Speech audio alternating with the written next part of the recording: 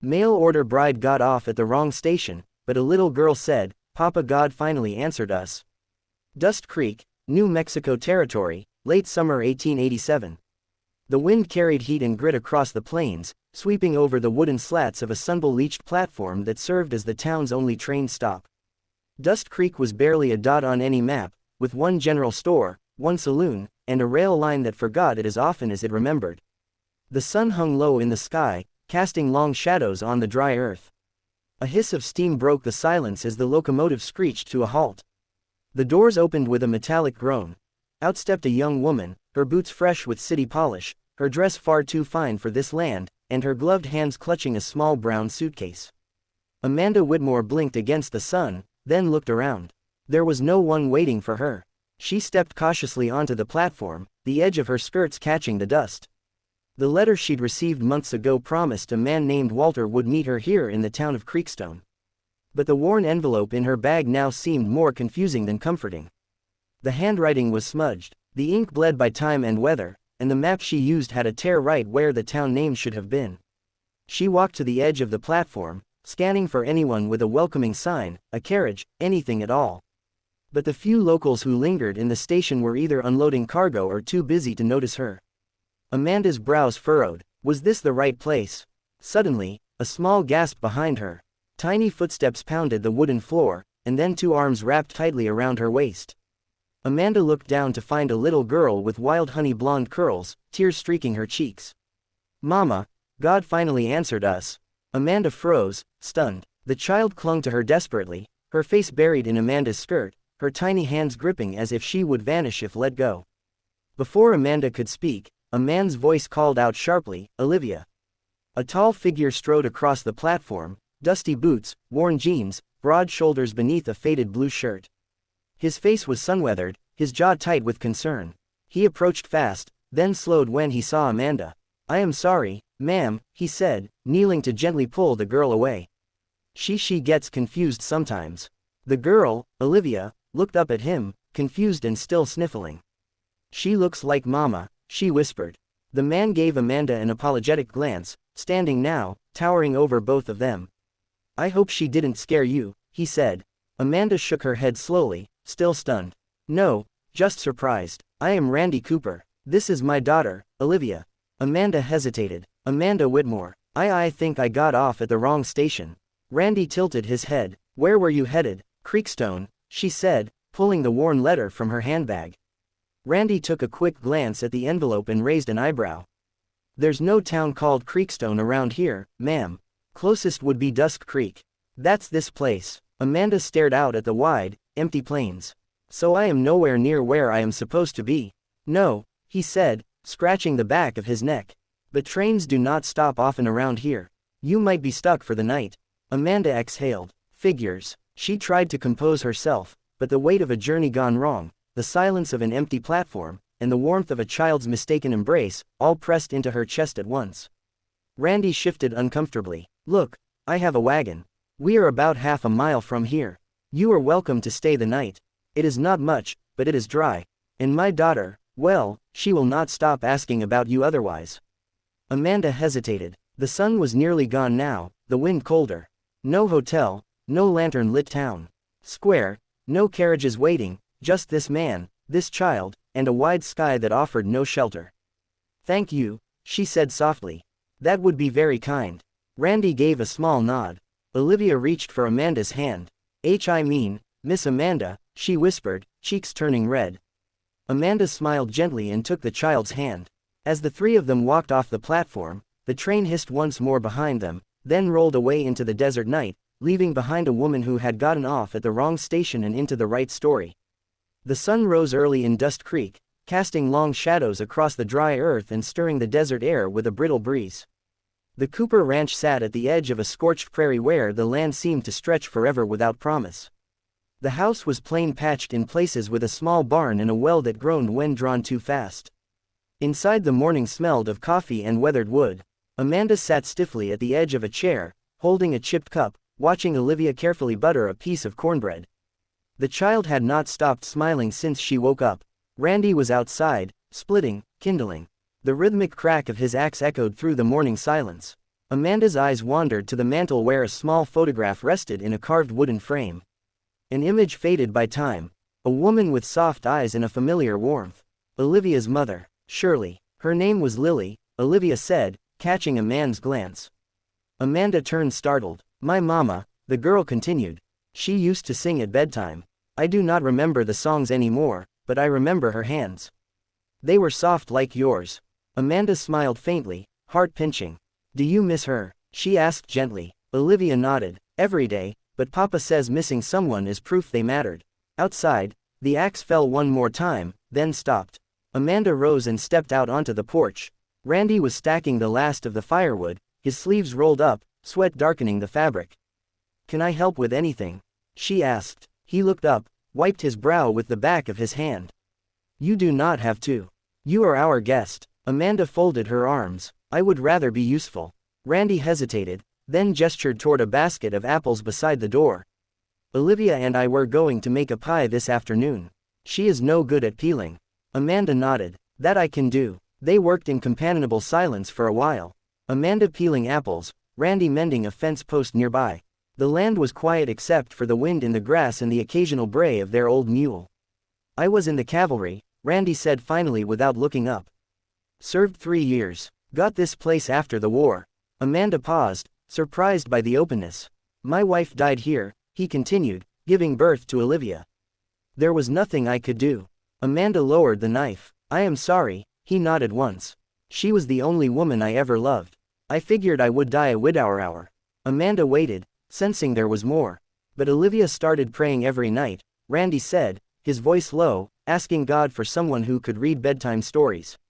Brush her hair, hold her when it storms. He turned, then met Amanda's gaze. I thought maybe I could order a bride. I filled out the papers, even paid for the postage, but I could not bring myself to send the letter. Amanda swallowed, fingers curling slightly around the apple in her hand. I was afraid, Randy said, afraid someone would come and I would not have the heart to love them, that I would disappoint Olivia all over again. And now, Amanda asked quietly. He looked at her long and searching, but said nothing. Later that evening, Olivia knelt beside her bed, hands folded, eyes closed tight. Dear God, she whispered. Thank you for sending someone kind. I know she was not meant to come here, but maybe. Maybe. You knew Papa would never ask, so you sent her anyway. Amanda stood at the doorway, unseen, her hand over her heart. Outside, Randy watched the sky shift from amber to navy, listening to the wind move through the prairie, wondering how a stranger could feel like someone he had known forever. Amanda stood beside the stove, stirring the pot slowly as the scent of simmering beans filled the small kitchen. Her dress, once pressed and proper, now held faint traces of dust and firewood.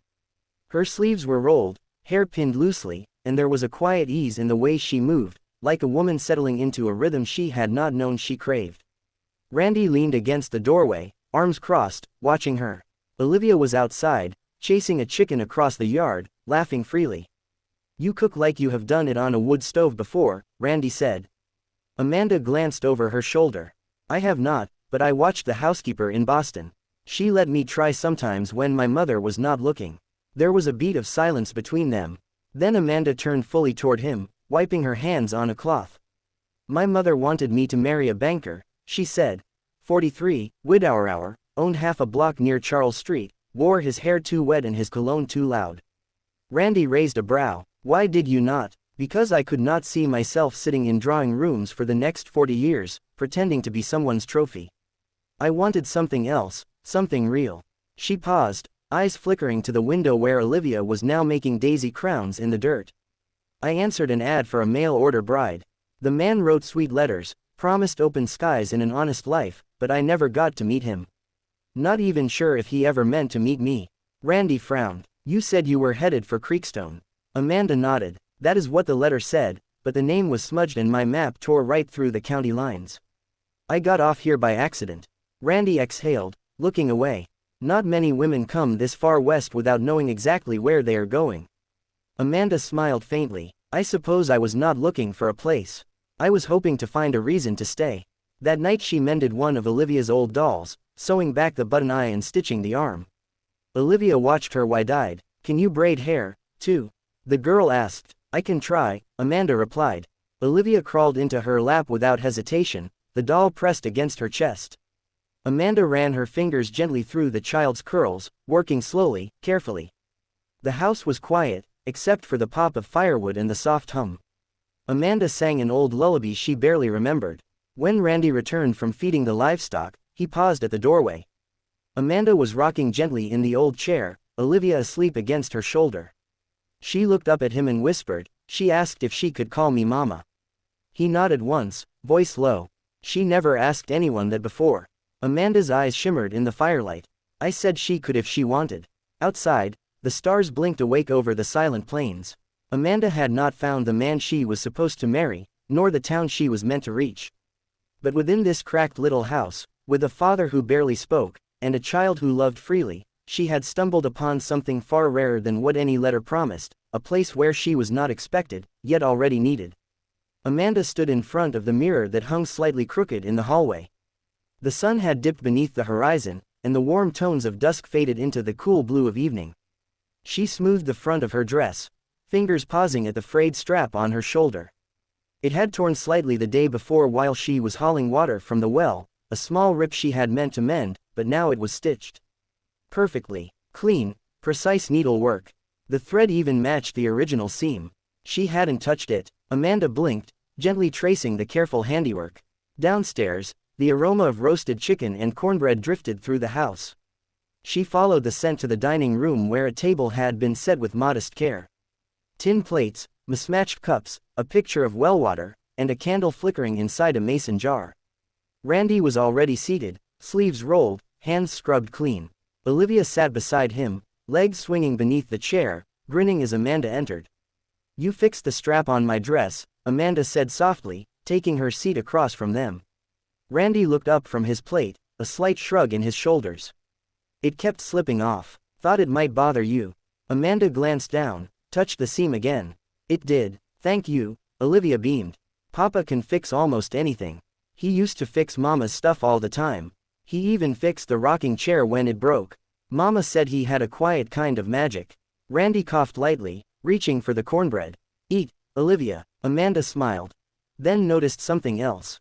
The chair she was sitting in last night, it had wobbled so badly she was sure it would collapse.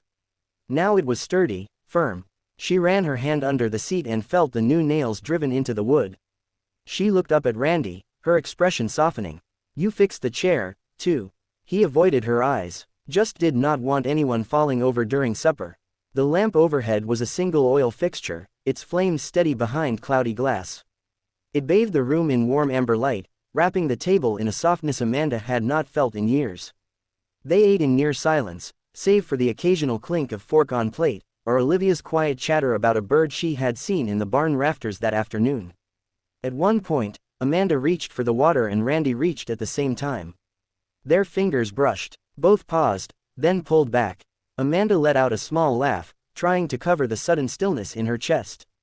After the plates were cleared and Olivia wandered to the hearth to play with her doll, Amanda stood beside the table, hands folded before her. "Thank you for dinner and for letting me stay another night." Randy met her gaze for the first time that evening. "You do not have to thank me. It is just food and a roof." "No," Amanda said, voice gentle. "It is more than that." He opened his mouth, then closed it again, uncertain. Amanda glanced toward the firelight where Olivia had curled up with her doll in her lap. Her small fingers traced the edge of the blanket Amanda had wrapped around her. "I used to think warmth came from fine things," Amanda said, her voice quiet. "Velvet fireplaces trimmed in gold. But I think sometimes it just comes from someone fixing a chair, so you do not fall." Rye's eyes softened. "I do not talk much," he admitted. "You do not have to," she replied. The flame from the lamp flickered gently between them. Neither moved, neither spoke again, but something passed through that quiet, a recognition, an understanding, a peace. Amanda looked around the room once more. The patched walls, the worn floor, the smell of wood's smoke and bread and honest air. And in that moment she realized something that startled her. There was more warmth here in this small, dusty house with a man who fixed broken things and a girl who believed in prayers than she had ever felt in all the years she spent among chandeliers and silk. The next morning, Randy stood on the porch, hands tucked into his belt, watching Amanda feed the hands with a steady rhythm and quiet care. Olivia ran circles around her, giggling with every flutter of feathers. The sun had not yet fully climbed the horizon, but something had already shifted in the air. She has a way with the animals, Randy muttered aloud, mostly to himself. By midday, Amanda was kneading dough in the kitchen, her sleeves rolled, hair pulled into a loose braid. Olivia sat at the table, threading yarn through a crooked piece of cloth with deep concentration. "What are you making?" Amanda asked, dusting flour from her hands. "A scarf," Olivia said proudly. "For when winter comes." "For you." Amanda blinked. "For me." "Of course," the girl answered as if it were the most natural thing in the world. Every mama needs a warm scarf. That night, after Olivia had fallen asleep to the sound of Amanda's soft voice reading from a tattered fairy tale book, Randy lingered by the doorway. "She sleeps easier when you read to her," he said. Amanda closed the book slowly, her voice barely above a whisper. "I sleep easier, too." He looked down, scratched the back of his neck. "You have been helping a lot, more than I expected. If you want to stay a bit longer until you figure out what comes next."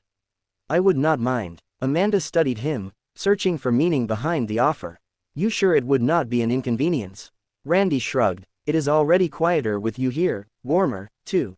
Amanda gave a small smile. "Then I will stay a little longer." In the days that followed, the house bloomed in small, unspoken ways. Amanda added herbs to the stew, humming while she cooked. Olivia set flowers on the windowsill each morning.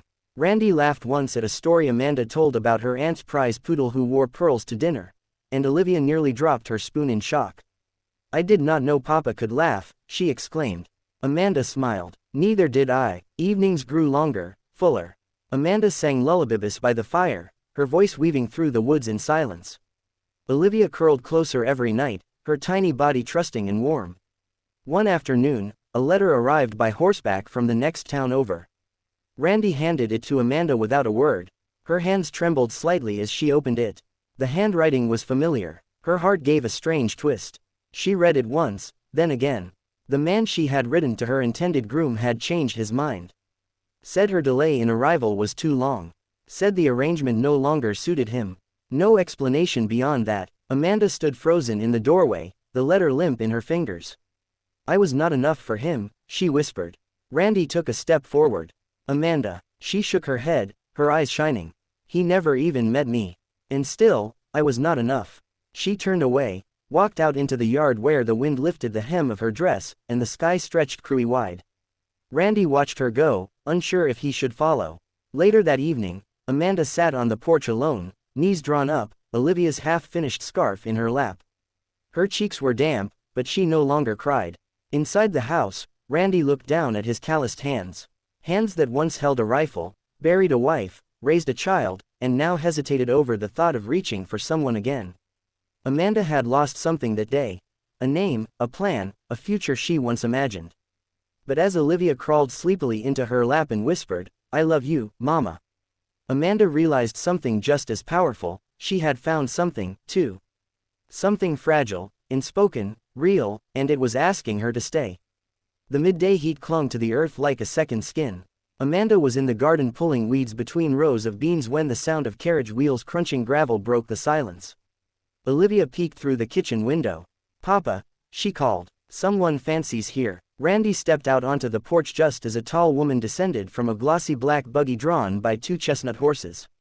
She was dressed in a plum traveling coat, her gloves tight and spotless, her hat a tower of feathers and lace. Her gaze swept across the humble house and dry land with barely concealed distaste. "You must be Randall Cooper," she said, her voice clipped, polished. "I am Eleanor Hargrove." Rye's jaw tensed. He stepped down from the porch slowly. "I did not send for you." Eleanor smiled thinly. "No, but your sister did. Said you were too proud to finish what you started." She glanced around, frowning. "This place is smaller than I imagined." Amanda came into view, then wiping her hands on her apron. Eleanor's eyes narrowed. "And you are?" Amanda straightened. "Amanda Whitmore." Eleanor raised an eyebrow. "Ah, the help."